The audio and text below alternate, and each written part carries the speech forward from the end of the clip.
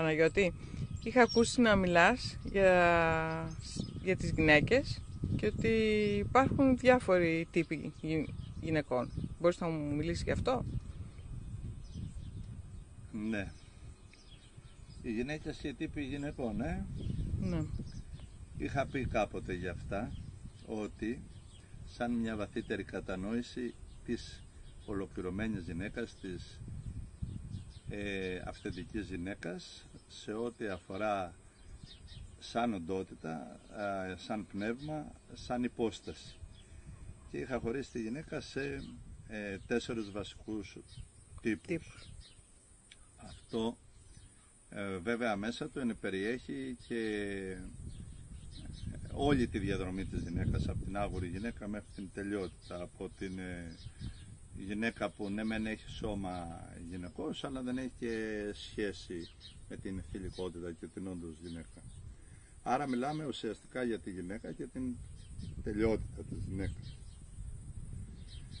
Σήμερα οι πολλές γυναίκες και ο πλήρης πληθυσμός πιστεύει ότι η γυναίκα είναι ολοκληρωμένη όταν γεννήσει. Μάλιστα είναι αστείο λίγο, αλλά στα μεγάλα, στην ελίτ της ανθρωπότητας πιστεύουν γέννησε η γυναίκα και αφού γέννησε έγινε μάνα και αφού έγινε σαν μάνα τελειοποιήθηκε. Άλλες πάλι πιστεύουν αν επιτύχεις είσαι μια επιτυχημένη γυναίκα, άρα μια άξια γυναίκα, και βεβαίως έχουν και αυτά ένα μέρος, προσθέτουν μια δυναμική σε αυτό που λέμε γυναικεία φύση και αίσθηση, αλλά δεν είναι η πραγματική όντως ολοκλήρωση. Δεν γίνεσαι γυναίκα δηλαδή αν επιτύχεις, ούτε γίνεσαι γυναίκα όντως αν γεννήσεις, είτε κάνοντας ένα είτε πολλά παιδιά. Και αυτή η κατάσταση του τι πιστεύει ο καθένας ότι είναι γυναίκα είναι μεγάλος ο δρόμος. Όμως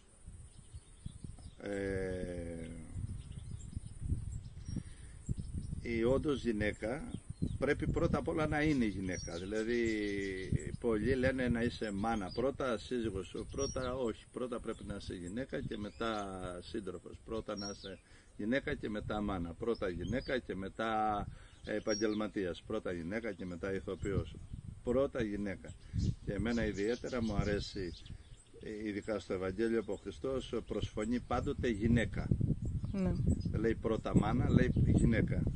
Και είναι πολύ σημαντικό, δεν γίνεται τυχαία. Ναι. Τίποτα εκεί δεν είναι τυχαία. Γι' αυτό και το μεταφέρω. Λοιπόν, η τύπη γυναικός. Η μία γυναίκα είναι η γυναίκα που κατά την δική μου πνευματική κατανόηση και σκέψη είναι η γυναίκα που γεννάει, δημιουργεί, μυστικά μεταφέρει τον άντρα και τη γυναίκα, το αρσενικό και το θηλυκό στην αγιότητα. Αυτή είναι η κορονίδα της γυναικείας υποστάσεως. Υπάρχουν γυναίκες που ενδόμηχα μέσα στο είναι τους γνωρίζουν να σου ανοίξουν τον δρόμο να γίνεις πραγματικά Άγιος. Και όταν λέω Άγιος δεν εννοώ αυτό το κλειστό που πιστεύουν πολλοί, Άγιος να είσαι μέσα στην λαμπρότητα, στην ολοκλήρωση, είτε σαν αρσενικό είτε σαν θηλυκό. Για αυτή δεν θα μιλήσω τώρα, θα πάμε πιο κάτω όπου θα μπορώ να το αποδείξω και στη συζήτησή μας. Η δεύτερη γυναίκα είναι η γυναίκα η οποία γεννάει παιδιά αρσενικά και θηλυκά, αλλά αυτή η γυναίκα δεν σταματάει στο ότι γέννησε παιδιά. Στην ουσία γεννάει άνδρα και γεννάει γυναίκα και τα παιδιά της και το περιβάλλον της. Έχει κάτι, έχει έναν τρόπο, έχει μια ιδιαίτερη σχέση μέσα της στο να γεννάει άνδρα. Δεν γεννάει παιδιά, δεν γεννάει αρσενικό, δεν γεννάει θηλυκό. Αυτές οι γυναίκες που γεννάνε άνδρα, που τον χτίζουν τον άντρα, που του προσφέρουν τον χώρο εκείνον, το κατάλληλο να είναι άνδρας, είτε σαν παιδί της, είτε σαν της κοινότητας πρόσωπο, είτε ο ίδιος ο σύντροφός τους, είναι σπάνιες, υπάρχουν, είναι πολλές και σε όλα τα επίπεδα. Δηλαδή τους συναντάς αυτά τα άτομα από τον πιο φτωχό άνθρωπο έως τον πιο μορφωμένο. Υπάρχουν αυτές οι γυναίκες. Θα πω μυθολογικά μία γιατί αποφεύγουμε τα θρησκευτικά πρότυπα του τη στιγμή. Λοιπόν, ο Σπαρτιάτης ο Λεωνίδας, όταν η γυναίκα του πήγαινε με 300 να πολεμήσει, και η γνωστή ιστορία με 300 να πολεμήσει τόσο στρατό και μέσα σε... Δηλαδή ήταν μια καθαρή αυτοκτονία αυτό το πράγμα, και όμως αυτή η γυναίκα δεν του είπε που πας και τι κάνεις στην αμαλιατροπιέτη και θα σκοτωθείς και δεν σε ακολουθούνε, δεν είπε τίποτε τέτοιο. Τι έκανε, του έδωσε τα όπλα του και την ασπίδα του και του είπε ή τάνες ή επιτάνες, ή πάνω σε αυτή ή φορώντας αυτήν. Δηλαδή τον ανάγκασε να είναι άντρας, δεν μπορούσε να είναι ανδράκι εκείνος, ούτε φοβικός, ούτε... Τον ανάγκασε με τον τρόπο της να είναι άνδρας πολεμιστής, πάνω στο σκοπό του, πάνω στην αιωριότητά του, πάνω στο καθήκον του. Δεν άρχισε να τον τρώει και που πας και τι κάνεις, να τους πήρε αμφιβολία. Αυτή η γυναίκα σε υποχρέωνε να είσαι άντρας, δεν μπορούσε να είσαι κοντά της και να είσαι αντρίκελο ή αντροειδές ή αντράκι ή δεν ξέρω τι άλλο.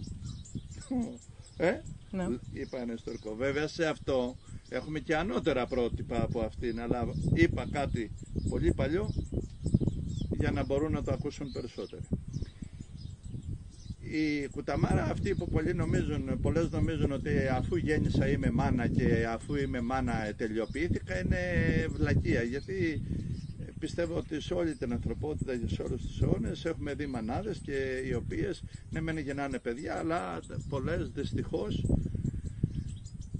τα γέννησαν μεν στο σώμα, αλλά τα κατέστρεψαν σε πολλούς άλλους. Δεν είναι θέμα αυτό, δεν ολοκληρώθηκαν γιατί γέννησαν.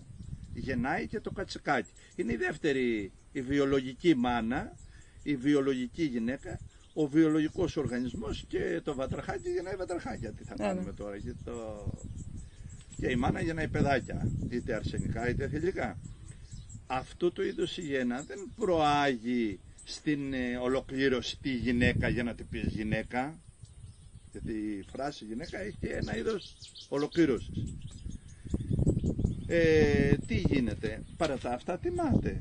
Είναι μια οντότητα που έφερε ζωή, τιμάται. Ναι, δεν είναι αυτό που συζητάμε εδώ, αλλά παρά τα αυτά είναι η θηλυκιά γυναίκα, η βιολογική γυναίκα. Αυτή είναι η δεύτερη γυναίκα.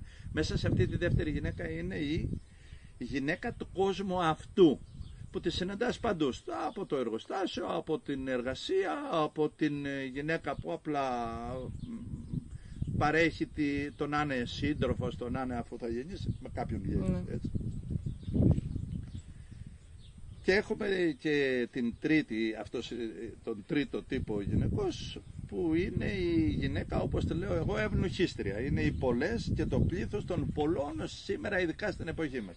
Η γυναίκα που είναι αυθεντικός ευνουχιστής του αρσενικού, του άνδρα.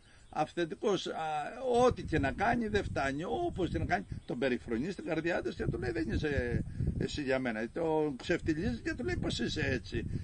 Δεν τον θέλει η ίδια μέσα στην ψυχή της, δεν τον γουστάρει, δεν τον αγαπάει, δεν τον σέβεται και του λέει πως κατάντησες έτσι. Είναι ευνουχίστρια.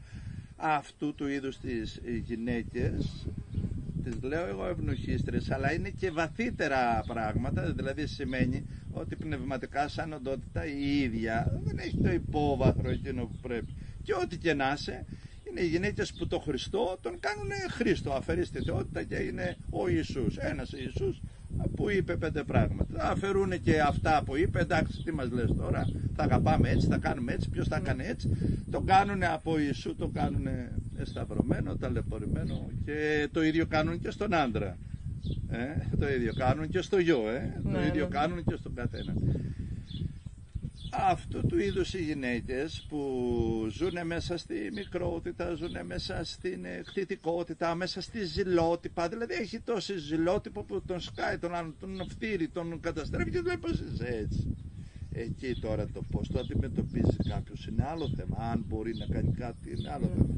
Αυτές οι 4 τύποι γυναικός, η ευνουχίστρια και όλο το έργο της, ένα τεράστιο πράγμα που μάλιστα πολλοί το θεωρούν φυσιολογικό. Είναι η ανέραστη, που όχι γυναίκα δεν είναι, όχι θηλυκότητα δεν ξέρει, όχι και σου λέει γιατί δεν με έκανε σουάου.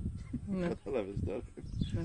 Εντάξει, αυτά υπάρχουν. Δεν είναι αυτό κατηγορία της γυναίκας ότι την κατηγορούμε. Είναι μια κατηγορία γυναικών που ζουν μέσα σε αυτό, είτε δικαιολογημένα. Τα δικαιολογείται. Μπορεί μια γυναίκα να έχει έναν άντρα που είναι ή έναν σύντροφο ή έναν εραστή, ο οποίος είναι όντως ακατάλληλος. Δεν μπορεί να συμβάλλει στην εξέλιξή της, την πνευματική, τη διανοητική, την αίσθηση ελευθερίας, με αποτέλεσμα μπορεί να έχει δίκιο. Ναι, αλλά παρά τα αυτά δεν μπορείς να πεις εκεί ότι όταν ενεργεί μέσα σε ζελότυπα, σε πρότυπα, σε χτυπητικότητα, σε όλο αυτό τον κατώτερο κόσμο, από αυτές τους τύπους γυναικός, όποιος άνδρας συμβεί και ζήσει γυναίκα η οποία γεννάει μέσα της το αρσενικό και το τελικό σαν άντρα, είναι στην εποχή μας, είναι τόσο ευεργετημένος από τον Θεό που προσωπικά το θαυμάζω. Αυτή είναι η 4 τύπη γυναικός. Απλά δεν μιλήσαμε για την κορονίδα, Ναι. για να μην μπούμε σε πολύ λεπτές ισορροπίες εκεί. Ευχαριστώ πολύ.